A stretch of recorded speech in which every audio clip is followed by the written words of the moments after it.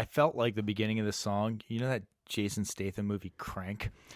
I felt like I was like in that when it started. I was like, oh my God, what's going on here?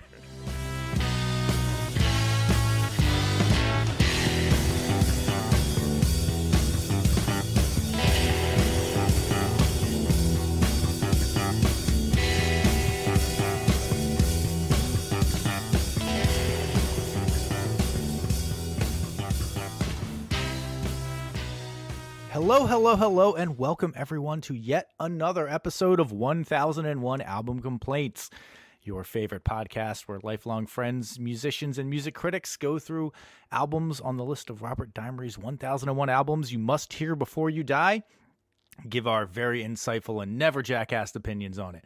This week, we have been listening to the album Yank Crime by Drive Like Jehu. A little bit of a sleeper album for me. I had not heard these guys before, but if you guys have heard them before and are familiar with them, fantastic. Great to hear.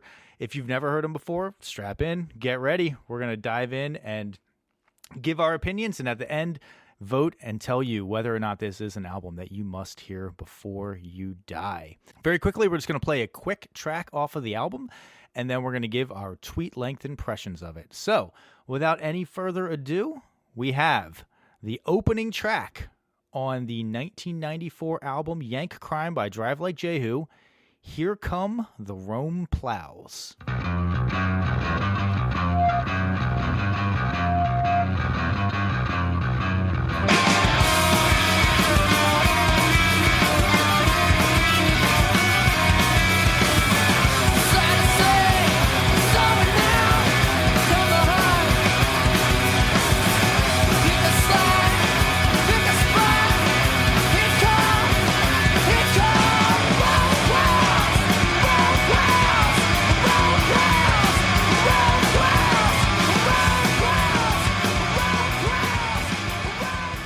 How are your eardrums, everyone? Are they still intact?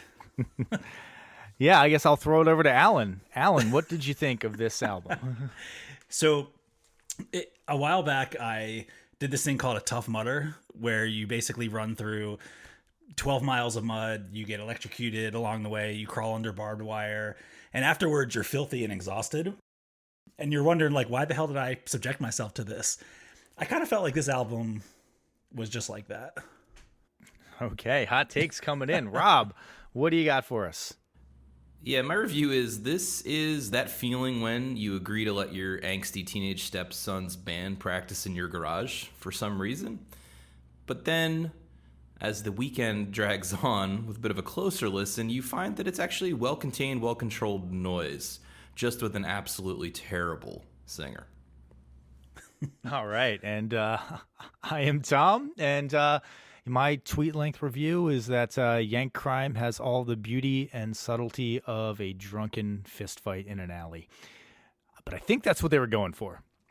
And I've watched a lot of YouTube videos of street fights before, so I can't say that it's not my thing. Oh, yeah. What tell us about these videos?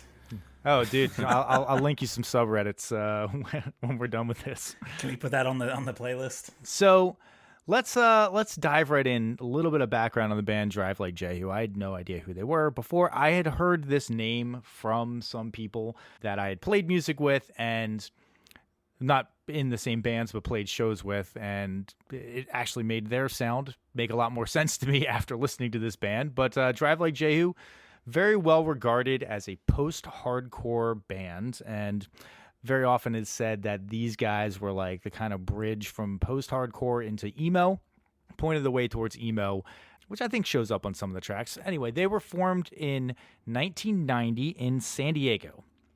There are four guys in the band. Originally, it was Chris Bratton on drums, Rick Froberg on vocals and guitar, Mike Kennedy on bass, and John Reese on lead guitar. John Reese and Rick Froberg were also in Hot Snakes, which came after this. And John Reese is kind of a guy. He's the founder of Swami Records. Apparently, he has the nicknames of Slasher, Speeder, and the Swami, which are all just terrible nicknames. Sounds like a delight. Very shortly after They were trying to record their first album. They kicked Chris Bratton out, and they got this guy, Mike Trombino, on drums. Mark Trombino actually ended up becoming kind of a guy.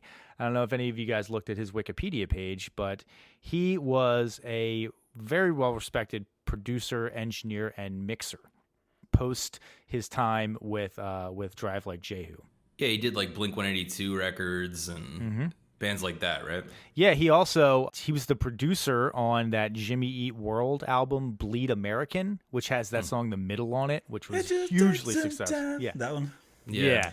Wait, so they're responsible for this shit? For the emo explosion? As I recall, all the songs on those two aforementioned bands' records were quite short. Trombino clearly didn't have much editing rights over this one. Well, and honestly, like the crispness of the recording, maybe it's just access to different gear, I'm sure, but like the sound of this I didn't think this was particularly well recorded. I didn't think it was particularly well mixed. I thought the sound was very muddy and everything's kind of hung together in a way that I did not find very appealing. Well, I think you talked about intention right at the top, and I do think upon several listens of this, it kind of grew on me a little bit. It's grimy, and I think it's purposefully grimy. It's really meant, and I think it achieves, sounding like a live band in a crappy club. Kind of like you just dropped a mic in the center of that room, and the singer's just shouting above the din. But I have to believe that's what they were going for. Well, I kind of think they had to be going for that because, I mentioned earlier, this particular album, their second album, they were pursued by Interscope Records. And John Reese, who was also in Rocket from the Crypt, which is more kind of like he described it as a party band. It's more straightforward songs, but apparently Interscope was pursuing both of those bands at the same time, signed them kind of at the same time. So this was not a indie, I'm doing it in my friend's recording studio type of project. Like they had some money behind it. So the fact that it still kind of came out recorded very shittily, it must have been intentional. Oh, for sure. Yeah. They don't strike me as the kind of band that's going for fidelity. I mean, this is just like unbridled, I want to say rage, but I mean, what was there to be mad about? Grew up in San Diego. I mean, I don't what's the problem? Dude, San Diego's a pretty aggro city. I've never particularly liked San Diego, but it seems like it's kind of more of an aggro city than you would expect. Yeah, I think a lot of punks came out of that because it's actually very conservative. It's quietly conservative because of the military presence there. And so if you're nonconformist in any way, I think you're pretty angry at the machine. Yeah. Okay. So just one very interesting side note that I was looking up was like, Interscope Records. It wasn't that long after Interscope Records started that they released this album. But I just wanted to like, hey, I wonder what Interscope Records kind of like how they got their start. The first album that was released by Interscope Records was by that guy Gerardo, who had that song Rico Suave. Yeah. That was apparently the birth of Interscope Records, was Rico Suave. There's literally a line in that song where he says, "That's the price you pay for being a gigolo." Oh. I'm surprised they were able to sustain the record label after that magic. This was, I mean, I wonder, maybe you have more context on this, Tom, but in the record industry at this time, and researching this band and this record made me laugh about the ridiculousness of genre names and the splintering of said genre names and how no one can seem to, they're post-hardcore, they're post-rock, they're math rock, they're punk prog. Like, it goes in so many different directions. All of it's meaningless, Screamo. Basically. It doesn't tell you anything. They're emo, they're screamo. It doesn't tell you anything about how the band sounds. But I feel like that was very of that moment in the 90s where it was sort of an explosion of indie bands or what had previously been independent, which was covered a lot of range of genre and sound, getting eaten up by the bigger labels, right? Yeah, I would say that there was... I feel like there also was a lot of just creative force going on in the 90s where music was going in different directions. It had been so dominated by this sort of synth and hair stuff throughout the 80s that you had hip-hop coming along, and then you had, like the grunge scene kicking off, and you have all of these different divergence divergent sounds that are, they're still bands, but they're just doing more stuff. And I don't quite know why so much of that stuff was coming to the fore. Maybe it's just everybody was really sick of the same old bullshit that you were getting with your fucking Poisons and your Dawkins and your Rats and whatnot. But yeah, it did seem like there was a lot of bands that probably became progenitors of other types of music. So, I don't know where that sort of naming explosion, that might also be like, ex post facto. They're just like going back and saying like, oh, they were this, they were that. I don't know if these guys at the time would have been like, we're post-hardcore, we're emo, we're math rock. I think they were just like, oh, we're some fucking band that, makes a lot of noise. Right. And I do feel like this is one of those bands I'm sure we're going to get into and mention a lot of other bands that these guys would have influenced. But it occurs to me right off the bat, right, that they're held in high esteem, or this record's held in pretty high esteem, partly because it feels like you can draw a line between this and a lot of other bands that ultimately had a lot more success. Bands like Modest Mouse or, Built to Spill, or just a lot of stuff that sort of came after this. And the longer I listened to it, the more I could hear a lot of those sounds in there. Well, yeah, I mean, I'd say yes and no to that, because in all honesty, a lot of what we're talking about here is just that like the guitar is kind of fucking atonal and doesn't really hew to melodic standards, and it's kind of noisy and angry. And to say that is like, maybe that, not that nobody would have thought of that before them, it just seems weird. Like this seems like you're a garage band that kept playing together for a long time and never really got much better. I didn't also get the math rock thing. I mean, they played in like not 4/4 sometimes, but math rock I expect to be a little bit more switching time signatures. I also thought that too. Like, just the term math rock in general, I've always kind of struggled with. And it was funny, I saw this album referred to as algorithmic. Like, what the fuck? There's no algorithm. It's just like, oh, they're playing in 5 and now they're playing in 3. And yeah, I thought the same thing. It seems like, and that term seemed to have kind of gone away as well. People seem like they're not into that anymore. I agree with the sentiment. I interpret that as punks found new time signatures. Like, it finally made it to punk music.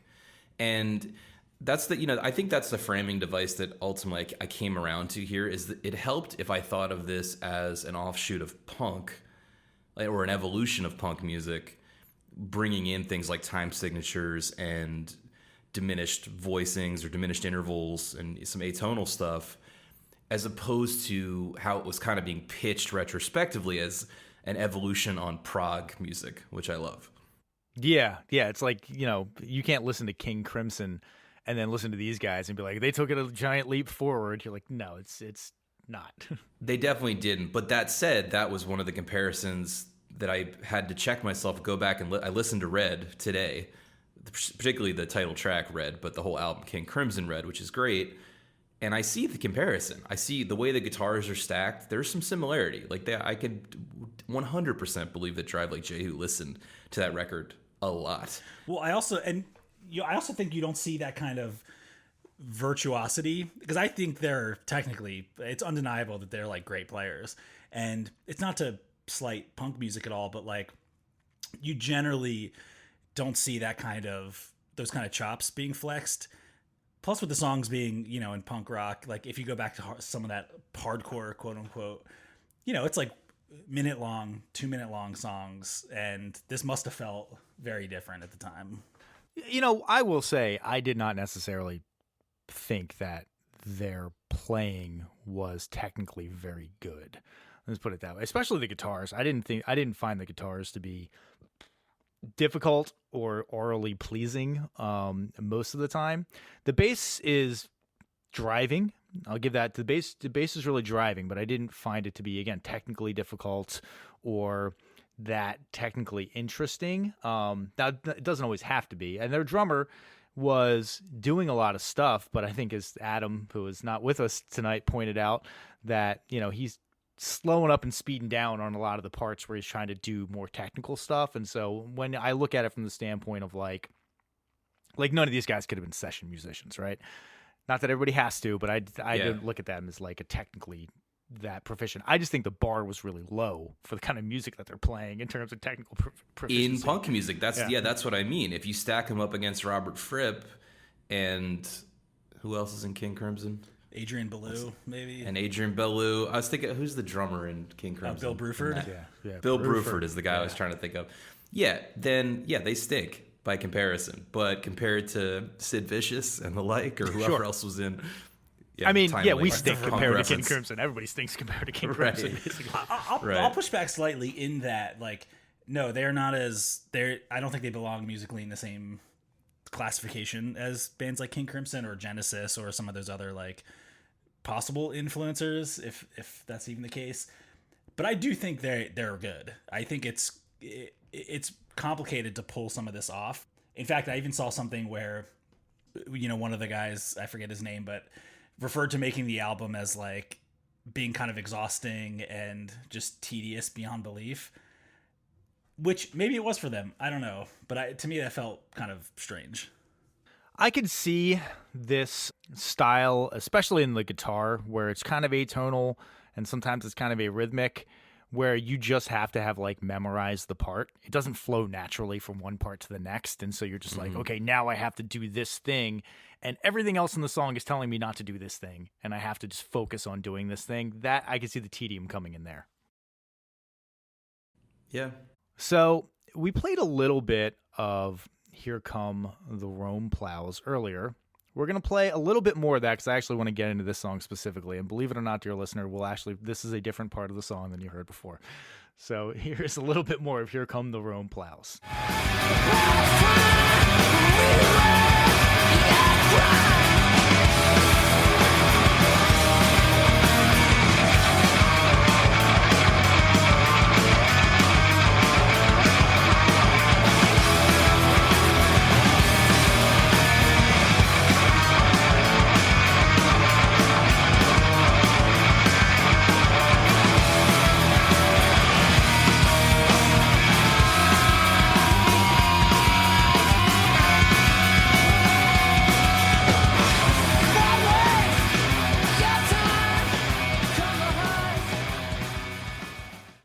I felt like the beginning of the song, you know that Jason Statham movie Crank?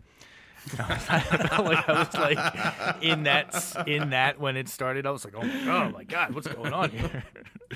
It's bracing. Yeah, I agree. Yeah. Well, okay, the first thing that jumps out, right, is they're playing, at least in the opening, in 5/4, which, to be fair to them, you don't hear in a lot of songs of this nature. That did jump out to me right away. It definitely was not take 5. That is for sure. No. Right. I feel like it seems like a lot of these songs were probably written where the bass player played a bass line or just played something on the bass, and they were like, we can just make a song around that. And then they kind of did that, and they were like, it wasn't, maybe again, I'm not giving them enough credit, but it didn't feel like they were like, let's write a song in 5/4. It sounds like they were like, that's a cool thing on the bass. Let's just write a song around that. And there were a couple of songs that sort of had that feeling to it. Yeah, I could see that. I thought, listen, the singer is abysmal. I can't really get past it. For a lot of these tracks, my feedback is going to be kind of similar, which is, can I get an instrumental mix of this whole record? Because I think I would like it a lot better. But on this one, I felt the title, the chorus, the shouted chorus, is just particularly silly and teenage angsty and slam poetry. I understand that Rome Plow is a reference to some kind of armored vehicle used in Vietnam. It's a killdozer. Sure. That'd be a much cooler name. Yeah, yeah. I guess that's where Yank Crime comes from. I thought maybe it was like, you're like a peeping Tom in the bushes or something like that. But yeah, I guess he's talking about the atrocities that were committed in Vietnam. But with a delivery style like this, like, why even bother trying to have any meaning to your lyrics? I can't tell what the fuck you're saying. You're just screaming at me. It's like the rantings of a meth addict on the street. Well, and, in addition, you mentioned the thing about it being recorded poorly. I don't really necessarily agree that it was recorded poorly, but the vocals, it does sound like the producer knew the vocals were terrible and put them deep in the mix so that it has more of the feeling of you being in a club and listening to them where you can barely hear vocals in small clubs. And it made me think that maybe that's where they developed a lot of the songs, so they never had a chance to, this is a charitable take, that they never had a chance to develop the vocals, or that the guy didn't, Either that, he's purposely hitting terrible notes all the time. I'm not sure which it is. But my point is the mix at least buries it a bit. I do think the mix for that kind of music, though, and I'm not by no means any kind of like punk / hardcore aficionado or expert, but I do think that is part of the brand, is that the vocals are not given, they're not meant to be given a huge showcase or to be mixed, super forward, that it's supposed to kind of blend in with the rest of the instrumentation. So I think that part makes sense. The part I struggled with was just the unrelenting aspect of this song, and most of the album as well. Although this song especially, when I think of like Rage Against the Machine or bands like that, obviously much different, but they're verging on metal in some cases. Like it's just hard and fast and furious, but there's like a pacing. There's I'm gonna kind of fuck you in the face, but then I'm gonna chill for a minute, and then I'm gonna come back. There's like at least there's peaks and valleys. It feels like you're kind of on a journey. This was just like 6 minutes of just relentlessness, and I felt like I was like had to catch my breath at the end of the song. And to me, I don't know. I think anybody can rage for 6 minutes, and I don't think that's that hard. Most of the songs, at about 3.5 minutes in, I was like, okay, we can wrap it up now, and I'd be happy with this. Right. And the problem is that they go on for a lot longer. And this is one of the things that I'm going to not particularly say on this song, but like I feel like so many of the songs, the ending is so unfocused and not written out, and it just sort of peters out.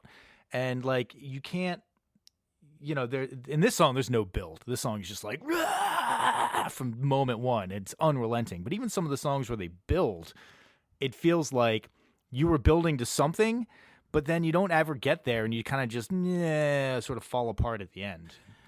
I agree, totally agree. And that's one of the biggest differences when I gave that listen through to the King Crimson record today. I was like, oh, these songs are all so long, but they have so much sense of dynamic movement that draw me through the entirety of this song. So I don't mind the length at all. None of these songs have that. They seem to really have a gap in their ability there. I get why they made I guess I understand why they made long songs, sort of, just to buck genre convention, perhaps, but they didn't, it feels like, do the work of writing why the song should be long. It doesn't justify itself. Well, and I think the other part of that too, when you mentioned King Crimson, they do a lot of those like soundscapes, if it's like an introductory soundscape for, 2 to 3 minutes, where it kind of feels like there may not be an intention, but they're like building up to something, or they're about to sort of explode into the song. On this album, and there's a few songs in particular that do that, their quote unquote introductory soundscape is just like feedback for 2 minutes. Right. Yeah. And then they just start into the song, and it seems like it's a little bit aimless. Well, even there, though, we can get into it when we talk about a couple of the other songs. I think their intros are generally a little bit better than their outros. To your point, right? I think that they have at least some sense of how to introduce something, build tension. It still goes on too long, in my opinion. However, it's later in the song that I'm really feeling like, just like in a story, there has to be rising action. It has to accelerate upon itself as the length continues. I can deal with longer, slower exposition, but later in the song, that's more of a problem. I'm going to touch back. Pardon me. I'm going to touch back on something that Alan, you had talked about earlier, which is it's almost like not cool in this type of music to have those subtle dynamics in there. And maybe that's not what they're going for, but like I need subtle dynamics, especially on long songs. It cannot just be go, go, go, go, go, go, go the entire time. And you talked about how, like it's not good to have the vocals up front. But like that's kind of, again, that I know that I'm sure people who like this feel like grunge is lame, but like that's what made grunge popular. Again, they took Nirvana, a loud, aggressive band, and they packaged them in a way that made it so that you could listen to it and you could hear what was going on and you could tell the subtlety. You could hear a little bit more what was happening, and it made it sound more impressive and marketable, I guess would maybe be the word for it. These guys probably weren't that concerned with being marketable. especially considering that two of the guys basically stopped playing music altogether, stopped performing music altogether after this band. They just had enough. They were just like, that's all we got. The bassist just stopped. Yeah. I saw a thing that they reunited. They sort of broke up after this, and then they reunited at some random band shell in San Diego, playing with a very large organ that they have down there. Yeah. Did you see that? I did. And apparently it's because one of the guys in the band is like on the board of like the San Diego Organ Preservation Society or something like that. But yeah, they were talking about how the bassist was saying that he's like, I haven't played out since like 1995. Like, did he just become like a lawyer or something? Yeah, I actually think no. He became a chemist. Shit. Oh, nice. And apparently, Mark Trombino, he owns a very well-regarded donut shop in L.A. called Donut Friend. It's apparently very popular. I mean, donuts are delicious. Can't go wrong there. All of the names of the donuts are like they have like a green Tegan and Sarah donut, a fudge Ghazi donut, and I think possibly my favorite, a chocolate from the crypt donut, which, I can see why it'd be a very popular hipster donut shop.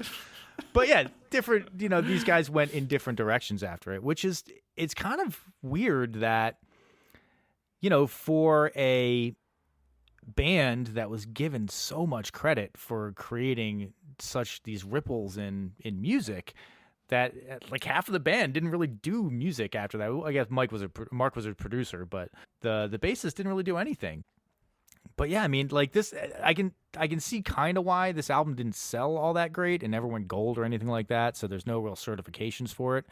Very well regarded though. All the insufferable hipster outlets say that this is, the masterpiece of the 90s, 9 out of 10 on Pitchfork and all that garbage. Meanwhile, they trash Dr. Dog every fucking chance they get. Well, Dr. Dog has music that's accessible and that like lots of people can like, and if lots of people can like something, Alan, it can't be Like, good. this sounds good. Let's give it a 5 out of 10. The biggest difference is melody. This is very purposefully anti-melodic, and I just can't get down with music like that, where it just feels like the purpose is to shout and be atonal at every step of the way. And yeah. Dr. Dog is very melody focused, as an example. My notes under sort of general impression, my first note is, I like singing. I wish there was singing. Like, I can't classify this as singing. I really can't. Well, again, use the singing strategically. Like you brought up grunge earlier. Kurt Cobain screamed a lot, but he also, he like tempered his volume. Sometimes he actually sang. He had melody. He didn't just scream like 100% of the time. Well, even one of their most obvious progenitors, another record I listened to this week for comparison was, what's the old Modest Mouse record? Lonesome Crowded West. Yeah. And I hear definitely some Modest Mouse in there, but Isaac Brock, when he does scream, he still hits some notes. Like, consistently. He does enough takes to actually hit notes. This guy did not do that or didn't want to do that or something. And then Isaac Brock also takes it down and is melodic sometimes and doubles his vocal sometimes. So it does feel like a clear evolution on it conceptually, even though there's some similarities. Let's move on to the next song we're going to talk about here, which I think we can talk a little bit more about the vocals in this, but it is the song Do You Compute? Like 9-minute long song, Do You Compute? Let's get a portion of that going.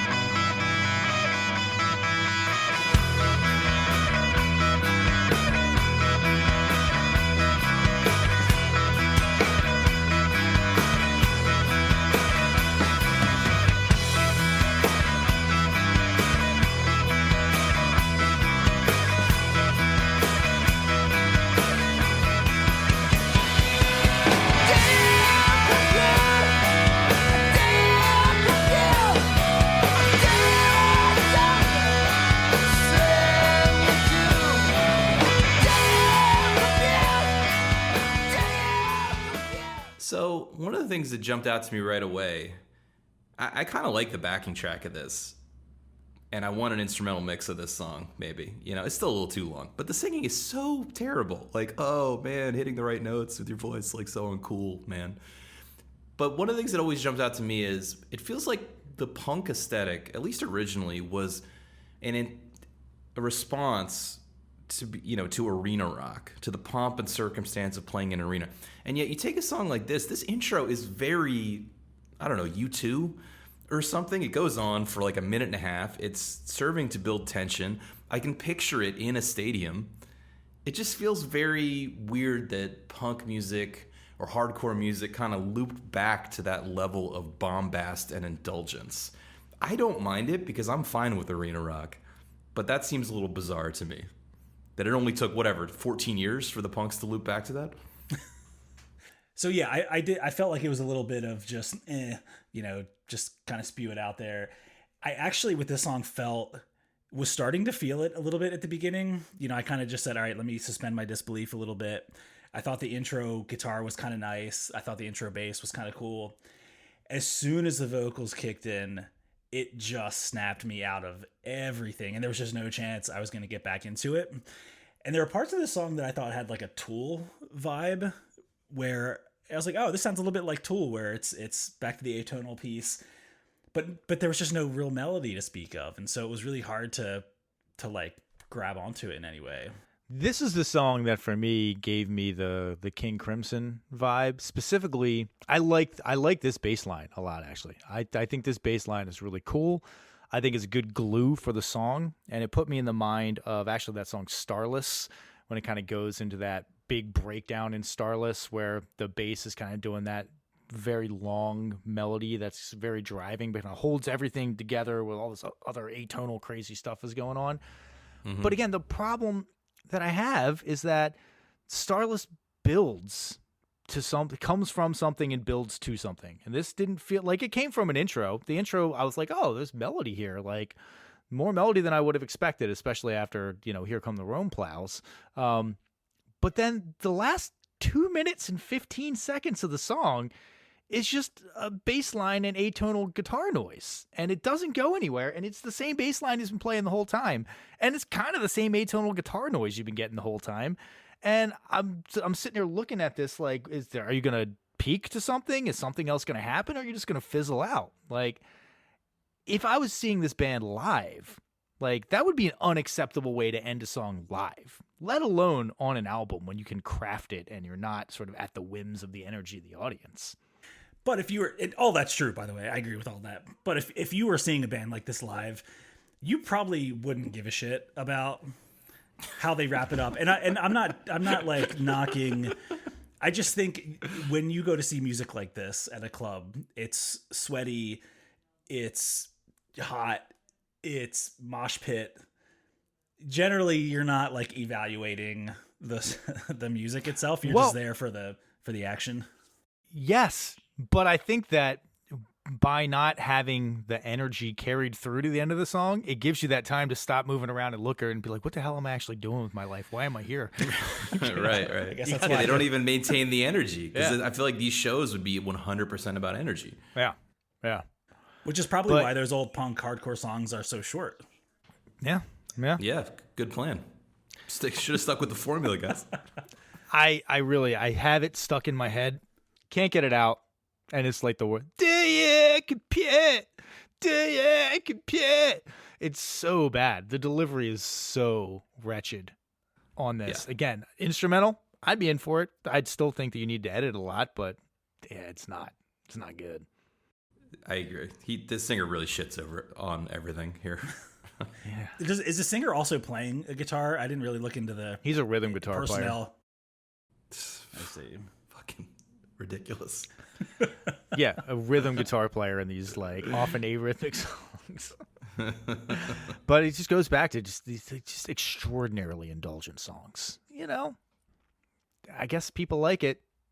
If this song was 4 minutes long and it had a peak and a crescendo and not that insanely long intro, then I would like it a lot more. And we're talking about King Crimson. I love King Crimson. I've listened to lots of King Crimson recently.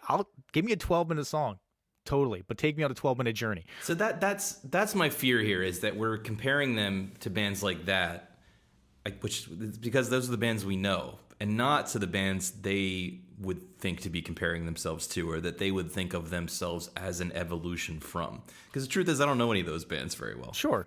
Well, I mean, Honor Roll was one of their early influences. I listened to some of that, and it's pretty terrible. This is more instrument focused, I would say. From the very little that I listened to, it's more like rhythmically focused and instrument focused. But what I'm saying is, I'm not comparing them to King Crimson. Like, hey, you gotta, you have to be as good as King Crimson to make me like your stuff. But I do think that you need to justify a 9-minute song. And I didn't feel like this song is justified at 9 minutes. There's just so much fat on that bone. Agreed. Yeah, exactly. Like King Crimson are world-class musicians and are meticulous about what they write. And I agree. If you are going to have that much self-indulgence, I would even put Fish in this category where like it's as self-indulgent as you can possibly get. But there is a plan, it seems like, where there's some sort of momentum building and that kind of thing. Sure. By the way, I was wrong. This song is not 9 minutes long, and this song is 7 minutes long. The next song we're going to talk about is 9 minutes long. So How dare you? I was going to say, Tom and I saw King Crimson a few years back. Didn't they have like 3 drummers like right at the front of the stage? They did. It was pretty awesome. They had at one point, the bass player was playing that weird bass-like instrument. It's like the that is Chapman basically stick or something. It's just a fretboard, and so he's double. The whole thing is a fretboard, and so he's just double with both hands. He's fretting, as there's like no strumming or anything like that. It was really weird, and so it was interesting. They sounded good. They're very indulgent again, but the virtuosity and the cohesion of the songs kind of carries that through. Yeah, agreed. Let's move on to a song that it's not my low point. I actually kind of liked the chorus on it, but we're going to talk about the song Luau.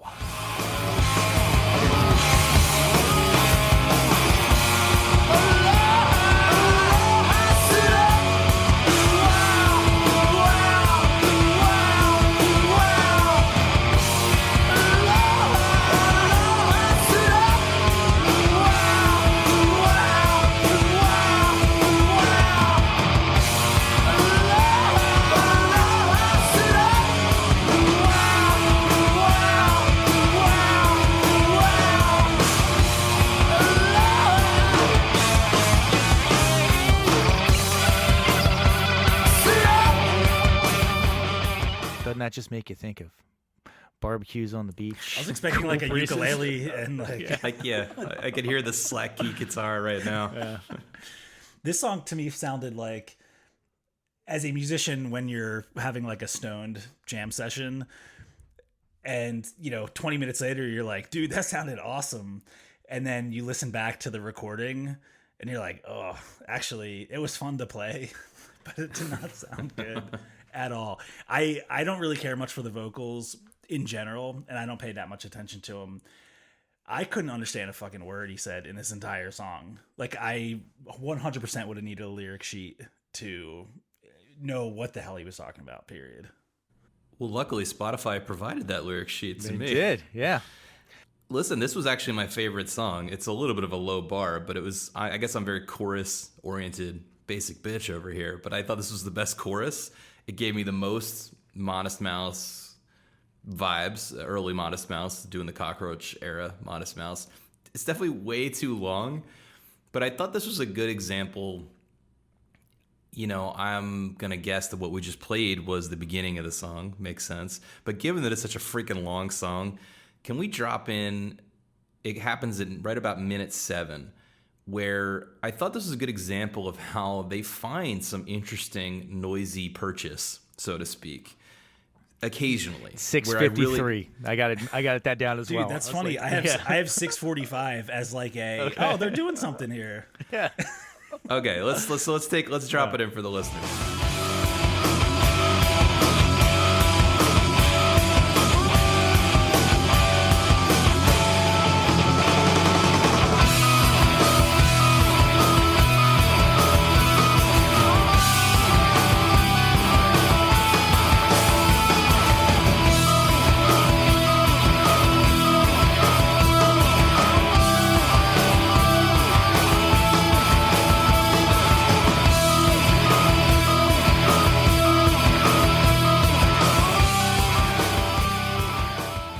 Yeah, so it was little things like that, and the fact that the chorus felt the most chorusy to me that made this kind of the standout tune. That it's triumphant.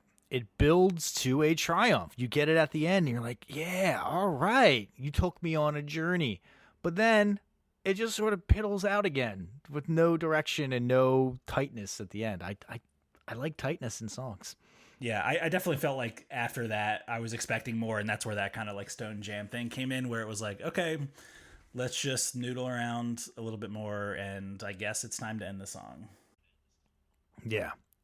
So the chorus, we've talked about it before, like chorus is definitely my favorite part of the song too. And I think part of it is that there's two voices. You actually get that other person. It's like it's approaching vocal harmony. Which Well, there is one other time they attempt harmony, and it's pretty painful. But yeah, I agree. They're just going for straight unison here, and it works. Yeah, and I was like, you know what, I dug that. You're right, that aloha suit up line kind of stuck with me a little bit as like maybe it's just one of the few things that I could catch on as like approaching a hook in these songs, but I like that. I do, however, Alan, on your quote about the lyrics. So the lyrics are all about basically like Native Hawaiians like killing the white people and taking their shit back, basically. I'm cool with that. There's like a line where he says like, wipe the last Howley the fuck off our turf, you know. And they, in the Spotify lyrics, they have it as an a-hole, but he definitely says Howley. It's like, wipe the last Howley the fuck off our turf. Like, we'll take basically like, we're going to take all the shit back from these fucking white people that have come and taken our land. But it brought up to me this thing that I particularly have a bone to pick with. So, you know, my wife's from Hawaii. I go to Hawaii quite a bit. A couple times a year, we'll go out there and visit her family. And I have found that there is this ultra annoying phenomenon, specifically with California dudes. A lot of them are Southern California dudes, where they have this concept that like, oh, yeah, Hawaiians hate Howleys. I mean, not me. They hate all the other Howleys, but I'm cool. Like, oh, they like me. And like, motherfucker, number one, Native Hawaiians are really fucking nice.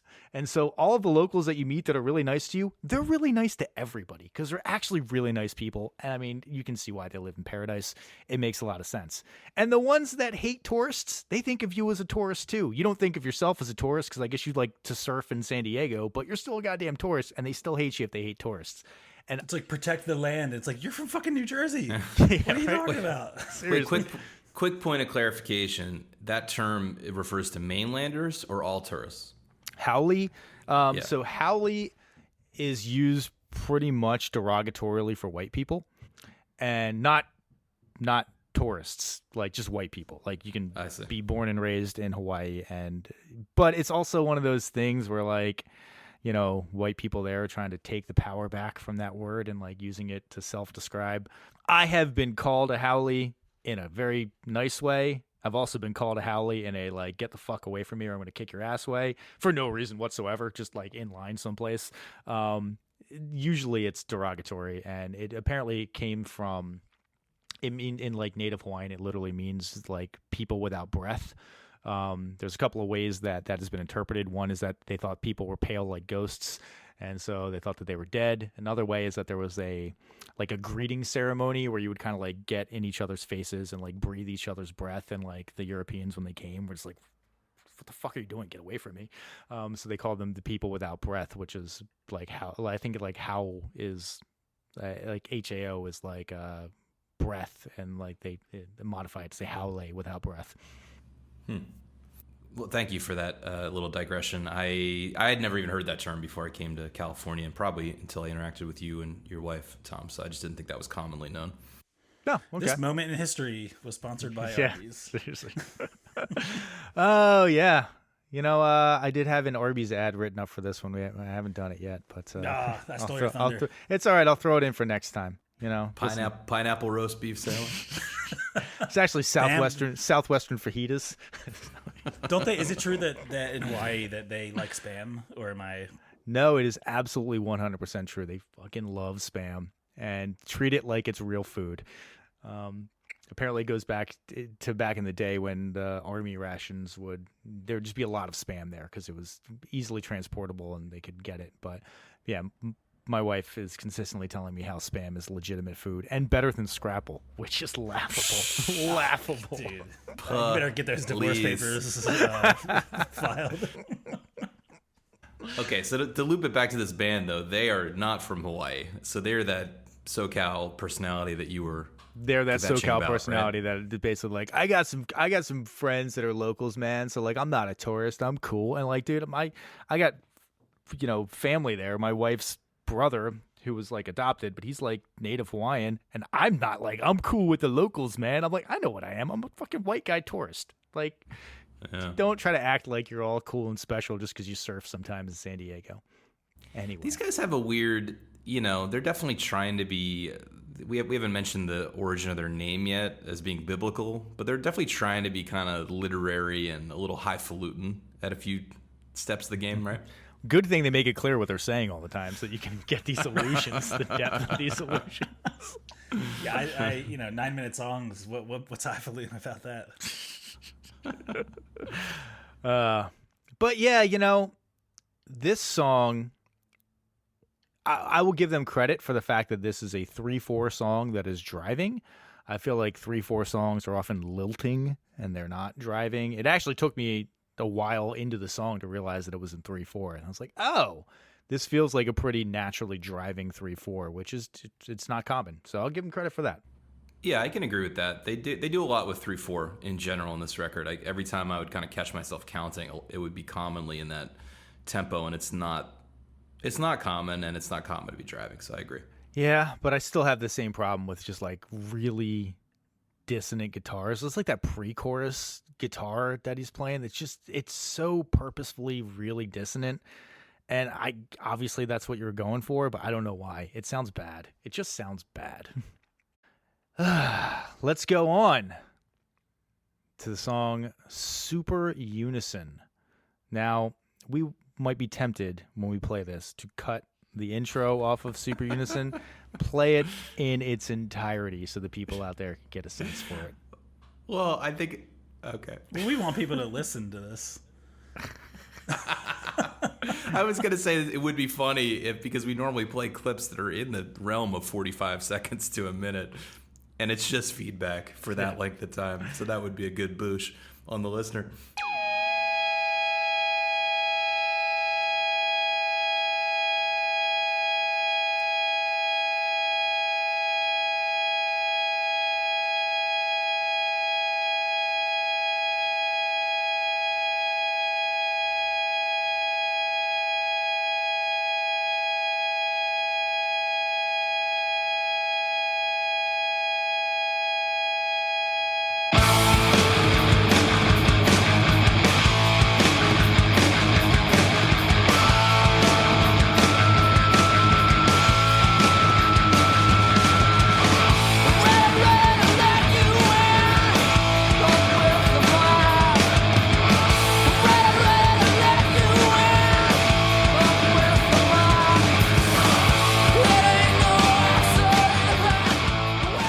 Well, that's what I referenced earlier, which is there is. I'm sorry, I don't care how innovative people think this is or how new or original. Listening to just straight feedback for that long, I don't see any. I don't know, but what's the point? So it's not straight feedback as far as I can tell, because there's two notes going on. Yeah. And it must have been very purposefully designed because they're kind of phasing each other, giving that little warble, and that's what made me physically uncomfortable.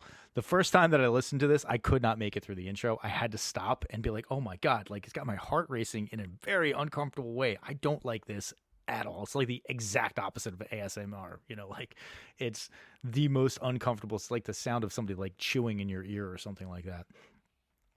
I don't know why they would do that. It made me hate this song instantaneously. I hated this song. Well, what's funny is I actually didn't hate the song. I thought the intro was just totally unnecessary. I did feel like I actually made a note around the 4.5 minute mark that might have been the first instance of non-screaming. Yes, I noted that too. Yeah, in the entire record, and I did think the last minute or so was kind of awesome. So I didn't hate the song. I just did, for the better part of the first like several minutes felt a little bit lame, but I thought it finished strong. That vocal section you just talked about, yeah, I think it's right around 4:20, 4:30, where they calm down. The singer hits actual notes for a minute, and it sounded to me, it was like a what could have been moment, but it sounded like a slightly noisy, more dissonant version of Weezer or something. Yeah, that's the "Don't Let That Man Inside Your Home" part. Yeah. Yeah, or possibly "Hole." Don't let that man inside, because they didn't put the lyrics entirety for this. Like, the lyrics that were on Spotify basically were like 4 lines, and I think it said blah blah blah after that. Right. Maybe I've been home. Don't let that man inside your home. It wasn't me that phone. Don't let that man inside your home. It wasn't me that phone. It wasn't me that phone. That was the part that actually connected the dots to emo for me. I didn't hear it before. I didn't hear emo before. I'm not that familiar with emo, but this, I was like, oh, okay, I can see where emo could come out of this. But every time I had to listen to the song, I was kind of dreading it because the intro is just so unpleasant, and it made me. I agree. It's not a bad song. If I could just start at 28 seconds in and cut out the 27 seconds of feedback, that would have been much more enjoyable for me. But it's just too much. Well, again, if the intro soundscapes are building to something, and if they feel like there's some sort of like plan to it, like I can live with that, and a lot of the music that I listen to, that we all listen to, has that kind of shit, but I just didn't feel like it was going anywhere in this sense. Again, until like the end of the song, but we're talking like 4 or 5 minutes later. Yeah. I mean, we've talked about a lot of things on here that just feel unjustified. It's an unjustified intro, unjustified length of the song. Sort of, I don't want to just piss all over this album, because it might not be evident, but it did kind of grow on me. And after, the third or fourth listen, I did find myself appreciating the songs a lot more than on the first listen. The first listen was just such an assault on the senses that I was like, Rob, I remember you described the MIA album as like what it's like to hop off of a plane in a developing country. It's just like an assault on all of your senses. This was like that. But once I could get past that, I could appreciate it a little bit more. But it took work. It was not the easiest.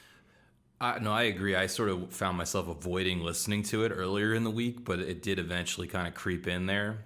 Like I said, I never got acclimated to the vocal stylings. However, the music itself, it rocks. I think it does undeniably rock, but it has these problems we're talking about. Yeah. Where did you guys listen to this? Because I'm just curious. Normally with a lot of these albums, I have a few like standby places that I'll listen to it. One might be like while I'm making dinner, or if I'm driving in the car, or I'm only in 3 places ever. So, but I found this hard to just put on like while I'm hanging out with the family. Yeah, shit like that. Where'd you guys like listen? It's not family approved for sure. Yeah, I even had a conversation with my wife about it, because I had my headphones in when I was making dinner, and the kids were coming in to talk to me, and I couldn't hear them because the music was blasting. And she was, not giving me grief for it, but she's kind of like, oh, like, what's going on with that? It's like, I'm not subjecting you guys to this. Trust me, you don't want to hear this. Like, I'm going into the basement and turning the lights off. And yeah. It was all solo listening for me as well. Yeah, a little bit of walking around with headphones in the city, and a little bit of driving by myself. Yeah, it's not terrible car music. It's not great, certainly not contemplative music. I'm not putting it on when I'm just trying to, enjoy a quiet moment after everyone's going to bed or anything like that. But it is it's mood music. Certainly is mood music. It puts you in the mood of anger, I guess. Manufactured rage. Yeah. All right, let's go on to the last song that we are going to cover here on our focus list. We have the song Hand Over Fist. Now, before we jump into this song, I think that it is important to say that this song is from the 2003 reissue of the album. It was not one of the original tracks that came out. I kind of picked it because it was a different sound, and I think it may be pointed in a different direction. So let's take a listen to Hand Over Fist.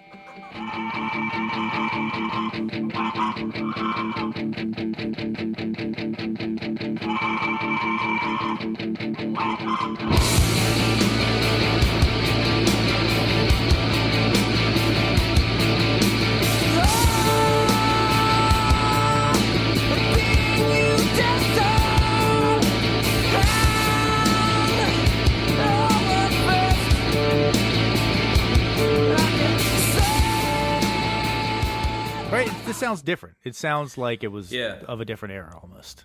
It's interesting context. I didn't realize that when I was listening to it, but I wrote that this sounded the most like some of the other stuff I actually like, which is later 90s or early 2000s noisy indie like Built to Spill or Yo La Tengo even. And it also gave me some U2 or similar kind of stadium rock vibes, I have to say. But yeah, and it was nice and short and compact, right? I can't remember exactly what the time was. It's a 4-minute song. It's still a 4-minute, 29-second song, I think. But all right. Well, by comparison, it was pretty concise. Yeah. That said, the harmonies were really painful here. Yeah, but at least they tried. At least there was something that was harmony. Not giving grades for that. Sorry. Fair enough. You're not grading on a curve here. No.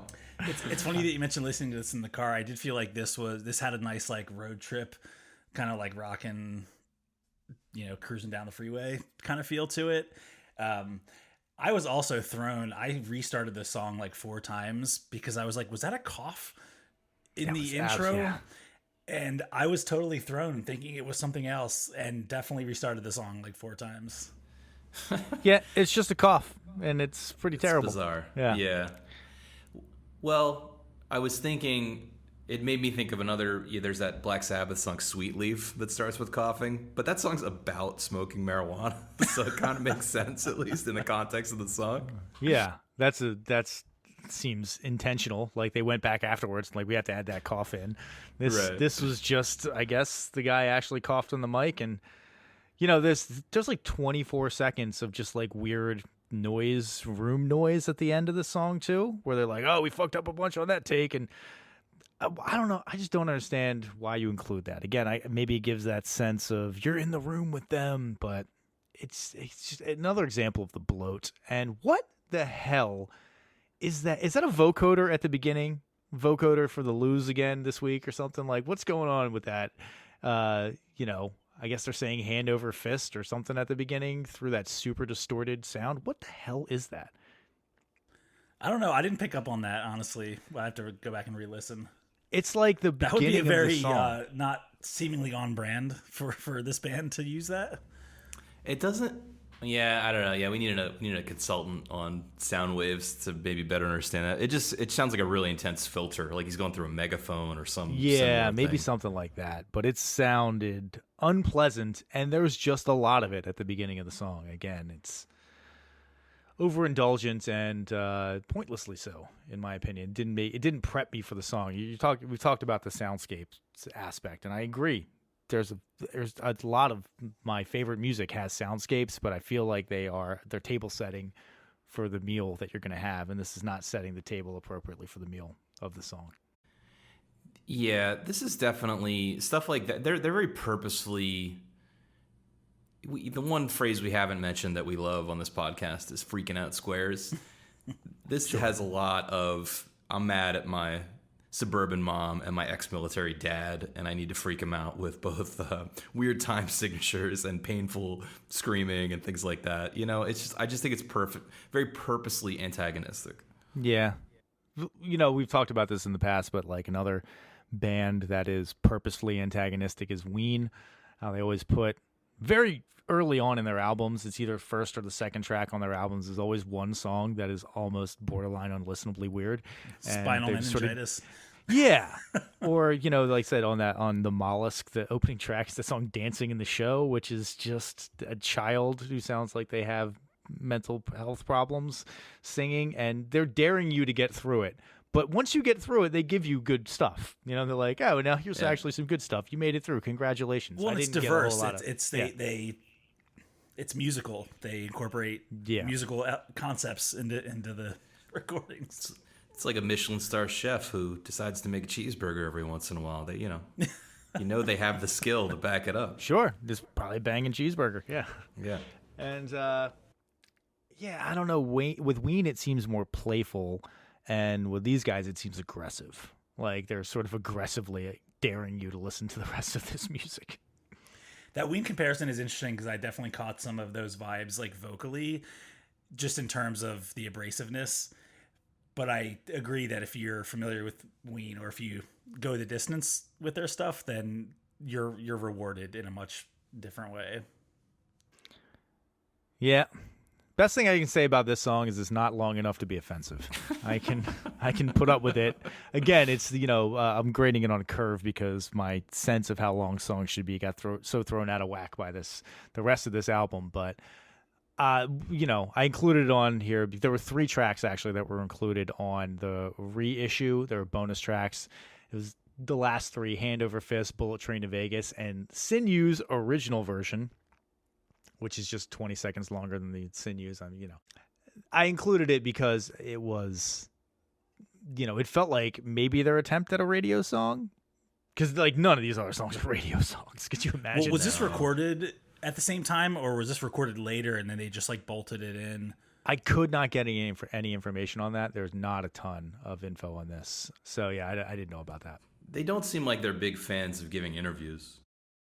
Yeah, apparently their lead singer is notoriously media shy and will just never make himself available. Because I even read an article from they had gone to play the Treasure Island Festival, and they're interviewing everybody, and apparently Froberg, the singer, is standing outside of the tent, smoking cigarettes and refusing to come in to talk to the interviewer. So. It's nice, grounded personality. Wants trait. to let his lyrics speak for themselves. I left it all on tape, guys. I just screamed for an hour and a half. I don't have any vocal cords left to talk. I mean, honestly, though, this must be punishing to sing an entire show of this stuff. It seems. I will concede that it's a physical feat to deliver this kind of vocal performance, but also exhausting to listen to. Let's be clear. Exhausting to listen to. Absolutely, yeah, absolutely. Oh, and also just put yourself in the mindset of what do you think? What do you think his singing ability is like 40 minutes into that Drive Like Jehu set? How off those notes do you think that he is by the time his voice is getting super tired? It's got to be pretty horrendous. Well, and they're probably doing it one thing I do know about that sort of hardcore punk scene is that, I can't speak for this band, but the whole straight edge thing was pretty big. So it's possible that none of this was fueled by alcohol or drug use in order to kind of sustain that kind of performance. So it might be more of a natural. So that's even more impressive. Is that what you're trying to pitch? Well, I think it might help in a way, because you're not, if you're 6 beers deep, 8 beers deep, you can power through that shit. I think it's more damning because the singer sounds like a drunk that just wandered in from an Irish novel off the street. Well, I don't know their story specifically. I don't know. I can't say if they were straight edge back in the day. I will say that, again, I read that interview when they were playing Treasure Island, and the interviewer, for some reason, happened to mention that when he walked in, they were like, hey, grab yourself a beer. There's nothing but Mexican beer and tequila in there, but you can grab what you want. So in 2015, at least, they were drinking. A lot could have happened in the intervening years, but... I mean, the occupational hazards of running a donut shop are, you do have to medicate yourself. But again, this guy's also a multi-platinum producer. He's probably loaded and doing quite well for himself. Fair. So, any final parting thoughts before we wrap it up and get to voting, guys? No? No, you don't. We've said it all. All right, you don't want to talk for 9 minutes about a 9-minute song. All right, so let's get to the voting. I am kind of curious how this is going to go. This is also one of those ones where I don't quite know what my vote is going to be. So I am going to throw it over first to Alan. Let's hear it. Does this belong? Must hear before you die. Yeah, so I'm gonna say no. I think I don't want to like shit on this album just because I don't like it. I don't want to suggest that like other people shouldn't like it or that it doesn't deserve the recognition that it's got. I will say again, I forget which episode it was. I made a comment around, am I really qualified to talk about this stuff if I seem to miss the mark with what everyone else thinks is great, right? So I do struggle with like, is there something good about this that I'm missing? But I don't think that just because something is new or it's innovative or it sounds different, I don't think that automatically makes it good. So I'm going to say no. I just don't think that you have to hear this. I don't find this to be essential listening. So it's a no for me. Rob, what do you think? Yeah, I'm going to land on no as well for kind of similar reasons. I ended up liking the record at least a little bit. I don't think I'm going to be playing it anytime real soon for myself, but I see how it rocks, and I see more clearly now after listening to it a bunch of times and thinking about it for this week and us talking about it. I see the lines to the of its influences. I see its band descendants, and I like some of those things. That said, if we're talking about your engagement with the musical canon, even as a musical nerd, like if you're that person who loves Modest Mouse and Built to Spill and other noisy modern bands that I can't think of right now, then yeah, absolutely, go listen to this. It seems like it's an important progenitor of that style of noise. Noise is the key word here. I just don't find that noise is a genre designation that is so important that everyone must understand its entire lineage. Right, one of the things that I saw in that interview that I thought kind of summed up their position on this, I think it was that same Treasure Island interview, Tom, is that the guitar player described his motivations as, I have this continuous need to have my head filled with noise, specifically the noise I make. I think that says it all. If that sounds appealing to you, then by all means, dig in. But if not, but average listener or even nerdy musical canon listener that we're appealing to, nope, I think you can skip it. Sounds like that guy just needs like anti-anxiety meds or something like that. I am actually going to come down on the side of yes. I think you need to listen to this album exactly one time and then probably never listen to it again. But I do think that it could potentially open up your eyes of some stuff that you maybe didn't think you would have liked and point you in a direction of a couple of different genres, because there are so many roads you could take from this band to other genres. I very much like you, Rob. I came to like the album after playing it. It's an assault. I certainly would not listen to the entirety of this album ever again. I might listen to one or two of these songs on their own, but yeah, I say give it a try. But I will submit to the tyranny of the majority and say, sorry, Drive Like Jehu, you are not on the list. Better luck next time. We saved you an hour, people. Yeah, a good hour, by like hour 9, whatever, with the extra tracks. Oh, golly. Well, all that is left to do, dear listeners, is to figure out what we're going to be listening to next week. Maybe it's that Rocket from the Crypt album that is on this list as well. Let's get that Albinator out, spin it around, and see in which direction the Oracle points. So, drum roll, please. Next week, we will be listening to... Jesus Christ, what is up with these spellings? Okay, we have... The album is Melody AM, and the artist is Roiksop. There's an umlaut on the first O and 2 P's. Can you please tell this Albinator to start throwing up albums that people have actually heard of? Yeah, seriously. Could we maybe get like something? I don't know. There's got to be a Nirvana album on there or something. Just like settle into some Christopher Cross or something. Oh yeah. Yeah, so whatever the hell that is, that's what we're going to be doing next week, dear listeners. So do your homework. I'll spell it for you just in case you want to be able to look this up. R-O with an umlaut, Y-K-S-O-P-P. Roiksop. I'm going to guess that this is a very straightforward album. Not at all weird and indulgent, right? Just clean pop songs. 3 minute 145. Just all Just the a lot of beautiful harmony and melody, you know? Well, it sounds like we're all going in on fresh on this one, so that's kind of exciting. Yeah, that is kind of always exciting. So we've voted, we've picked our next album.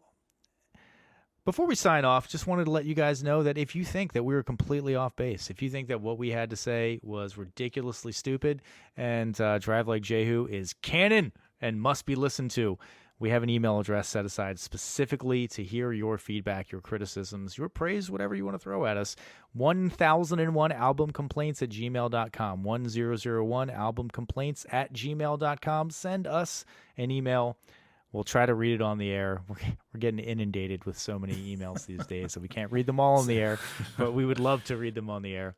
I think you should send us a 9-minute audio file that doesn't go anywhere with your criticism in it. just scream whatever your feedback Yeah. is. And then just peter out somewhere near the end. Please don't do that, listeners. I've had enough of that already this week. I would take it, actually. Any kind of engagement is good engagement, so... Well, we'll also have a playlist that we're going to put together on Spotify with some of the other bands and songs that we have referenced. Probably going to be a lot of King Crimson on that, but maybe a Ween track or two, or maybe a Fish song that you guys can listen to. Which, by the way, I mean, the people that like Drive Like Jehu, and I'm sure the guys that are in Drive Like Jehu are the exact kind of people that would absolutely hate a Fish concert so Yes. much. Agreed. I feel like if we do put a Fish song on, it should be something like Reba that's just Yeah, it's like very this is what- unpalatable. This is what 18 minutes of unpalatable but musical noise sounds like. Yeah. So listen to that Roiksop album for next week.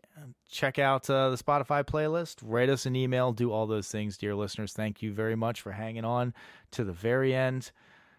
Until then, I have been Tom. I've been Rob. I've been Alan. All right, and here come the Boosh Plows.